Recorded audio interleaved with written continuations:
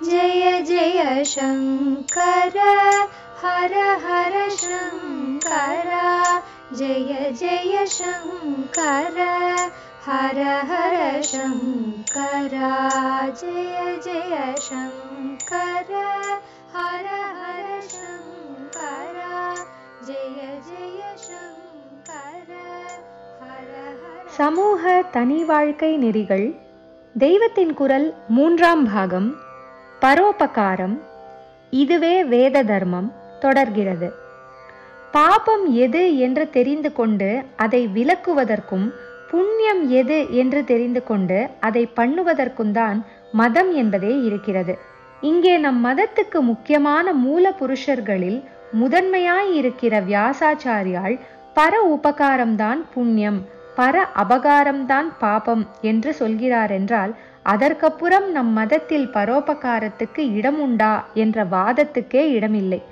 ஆத்மார்த்தமாக ஒருத்தன் தனக்கு பண்ணி கொள்வதை பற்றித்தான் வேத மதத்தில் நிறைய இருக்கிறது, பிரத்தியாருக்கு பண்ணுவதை பற்றி இல்லை என்று சில பேர் கிரிட்டிசைஸ் பண்ணினாலும், இப்படி இவன் ஸ்வய உபகாரம் பண்ணிக்கொண்டு தன்னை சுத்தப்படுத்தி கொண்டால் அன்றி இவன் செய்கிற பரோபகாரத்துக்கு எஃபெக்ட் இருப்பதில்லை என்பதால் தான் தன்னுடைய ஸ்பிரிச்சுவல் பவர், அதாவது ஆத்ம சக்தியை கொண்டு ஒருத்தன் சோஷியல் சர்வீஸ் பண்ணணும், அந்த சோஷியல் சர்வீஸாலேயே இந்த பவரை விருத்தி செய்து கொள்ளணும் என்பதாக இரண்டையும் கைகோத்து கொண்டு ஒன்றால் மற்றது புஷ்டி பெறுகிற ரீதியில் நம்முடைய மதத்திலே அமைத்து கொடுத்திருக்கிறது. வேத தர்மத்தை பூர்ண ஜீவசக்தியுடன் பிரகாசமாக தூண்டிவிட்ட ஆச்சாரியால் வினாவிடை ரூபத்திலே பிரஷ்னோத்தர ரத்னமாலிகா என்று அனுகிரகித்திருக்கிறார். அதிலே ஒரு கேள்வி, கிம் மனுஜேஷு இஷ்டதமம், மனுஷனாக பிறந்தவன் விரும்ப வேண்டியவற்றில் தலை சிறந்தது எது என்பது கேள்வி. ஸ்வபரஹிதாய உத்யதம் ஜன்ம என்பது இதற்கு பதில். ஸ்வஹிதம் தனக்கு நன்மையானது, அதாவது ஸ்வயோபகாரம், இதோடு பரஹிதம் என்கிற பரோபகாரம், இரண்டுக்காகவும் பாடுபடும் வாழ்க்கைதான் மனுஷன் வேண்டத்தக்கவற்றில் உச்சியானது என்று பதில் சொல்கிறார். இங்கே ஆச்சாரியால் நவீனர்களின் கிரிட்டிசிசத்துக்கு ஆணி அடித்தார் போல் விடை சொல்லியிருக்கிறார். இதே கிரந்தத்தில் இன்னொரு இடத்தில் சந்திர கிரணத்துக்கு சமானமான மனிதர்கள் சஜ்ஜனங்களே என்கிறார். சந்திர கிரணம் லோகத்துக்கெல்லாம் தாபசமனம் தருகிறது. சந்திரனுக்கு இப்படி உலகத்துக்கு உதவி செய்ய வேண்டும் என்ற ஆசை இருந்து இதற்காக அது பிராயத்தனப்பட வேண்டும் என்று இல்லை. தன்னியல்பாகவே அது லோகஹிதத்தை உண்டாக்குகிறது. அதே போல் சஜ்ஜனங்கள் என்கிற சாதுக்கள் சோஷியல் சர்வீஸ் பண்ணணும் என்று அரிப்புப்பட்டு கொண்டு தண்டோரா போட்டு செய்யணும் என்றே இல்லை. அவர்கள் தங்களுடைய நேச்சர் படி இருப்பதே, நடப்பதே லோகஹிதமாக பரோபகாரமாகத்தான் இருக்கும். இதையேதான் சஜ்ஜனங்களுக்கெல்லாம் சிகரமாக பரமசாந்தர்களாக மகாந்தர்களாக இருக்கப்பட்ட ஜீவன் முக்தர்களின் லட்சணமாகவும் ஆச்சாரியால் விவேக சூடாமணியில் சொல்லியிருக்கிறார். இங்கே சந்திர கிரணம் மாதிரி என்றவர் அங்கே வசந்த காலம் மாதிரி என்கிறார். வசந்தவத் லோகஹிதம் சரந்தக, வசந்த காலம் போல உலக நலனை பண்ணியபடி உலாவுகிறார்களாம் மகான்கள். வசந்தம் என்று ஒன்று கண்ணுக்கு தெரிகிறதோ? சந்திரனாவது தெரிகிறது. மகான்கள் தங்களை இப்படி காட்டிக்கொள்வது கூட இல்லை. ஆனாலும் வசந்தம் வந்தால் தன்னால் தென்றல் ஹிதமாக வீசுகிறது. புஷ்ப ஜாதிகள், மல்லிகை முக்கியமாக எங்கே பார்த்தாலும் மலர்ந்து கம் என்று வாசனை வீசுகின்றன. மா முதலான பழங்கள் குலுங்க ஆரம்பிக்கின்றன. சிசிர ருத்து என்கிற பின்பனி காலத்தில் இலையை உதிர்த்துவிட்டு நின்ற மரமெல்லாம் வசந்தம் வந்ததும் அதற்கு பச்சை கொடி காட்டுகிறது போல் பச்சை பசேல் என்று தளிர் விடுகின்றன.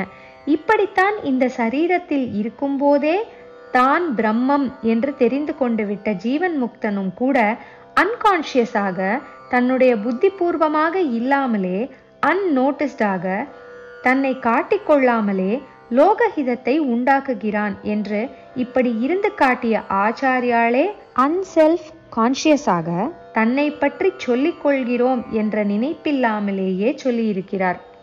பொதுவாக இந்து மதத்தில் பரோபகாரம் கிடையாது. அதிலும் அந்த மதத்தில் உள்ள அத்வைத்தத்தில் லோகமே மாயை, ஆத்மாவை தவிர பிரத்தியான் என்றே இல்லை என்று சொல்லி துளி கூட பரோபகார பிரக்ஞைக்கு இடமே இல்லாமல் அடைத்து விட்டிருக்கிறது என்று ஒரு கிரிட்டிசிசம் இருந்தாலும், அத்வைத்த ஆச்சாரியாலே அத்வைத்த சித்தியை அடைந்து விட்டவனும் லோக ஹிதத்துக்காகத்தான் உலகத்தில் உலாவிக் கொண்டிருக்கிறான் என்கிறார். பகவானும் அதாவது ஸ்ரீ கிருஷ்ணரும் ஜீவன் முக்தர்களான ஜனகாதியர் கூட லோக சங்கிரகத்துக்காக காரியம் பண்ணிக்கொண்டுத்தான் இருக்கிறார்கள் என்று கீதையில் சொல்கிறார். சங்கிரகம் என்றால் அன்போடு வழிகாட்டி உசத்துவது. தன்னில் தானே சகல சாதனைகளுக்கும் லட்சியஸ்தானமாய் இருந்த போதிலும் தான் பண்ண வேண்டிய சாதனையோ அடைய வேண்டிய லட்சியமோ எதுவும் இல்லாத போதிலும் பகவானான தாமும் லோகத்தார் எப்படி வாழ வேண்டும் என்ற ஐடியலை அவர்களுக்கு காட்டிக் கொடுப்பதற்காகவே ஓயாமல் ஒழியாமல் காரியங்கள் பண்ணி கொண்டிருப்பதாக சொல்கிறார். எதுவும் சாதிக்க வேண்டாத பகவானும் பரோபகாரத்தை சாதிக்கிறார். இதையேதான் பிரச்னோத்ர ரத்னமாலிகாவிலும் ஆச்சாரியால் கிம் சாத்தியம், சாதிக்கத்தக்கது என்ன என்று கேட்டு பூதஹிதம், உயிர்குலத்துக்கு நன்மை செய்வது என்று பதிலாக கொடுக்கிறார். டாப் லெவலில் இருப்பவனுக்கே பரோபகாரத்தை சொன்ன அத்வைத ஆச்சாரியால் சாதாரண மனுஷனுக்கும் அந்த லெவலுக்கு ஏறுகிற வழியில் இதை அங்கமாக சொல்லித்தான் இருக்கிறார். பணம் சம்பாதிக்கிறாயா, சம்பாதித்து விட்டு போ. ஆனால் அதை தார்மீகமாக பிரயோஜனப்படுத்தினாயானால் அதுவே உன் சித்தத்தை பரிசுத்தி பண்ண உதவும். எல்லபசே நிஜ கர்மோபாத்தம் வித்தம் தேன வினோதய சித்தம் என்று பஜகோவிந்தத்தில் சொல்கிறார். அதிலேயே ஆத்ம சம்பந்தமாக பகவத் சம்பந்தமாக கீதையை சொல்லு, சஹசிரநாமம் சொல்லு, விடாமல் லக்ஷ்மிபதியான மகாவிஷ்ணுவை தியானம் பண்ணு, சத்சங்கத்திலேயே மனசை ஈடுபடுத்து என்றெல்லாம் சொல்லிவிட்டு முடிவாக ஏழை எளியவர்களுக்கு தான தர்மம் பண்ணு என்று பரோபகாரத்தோடு முடிக்கிறார். கேயம் கீதா நாம சஹசிரம் தியேயம் ஸ்ரீபதி ரூபம் அஜஸ்ரம் நேயம் சஜ்ஜன சங்கே சித்தம் தேயம் தீனஜனாய ச வித்தம்.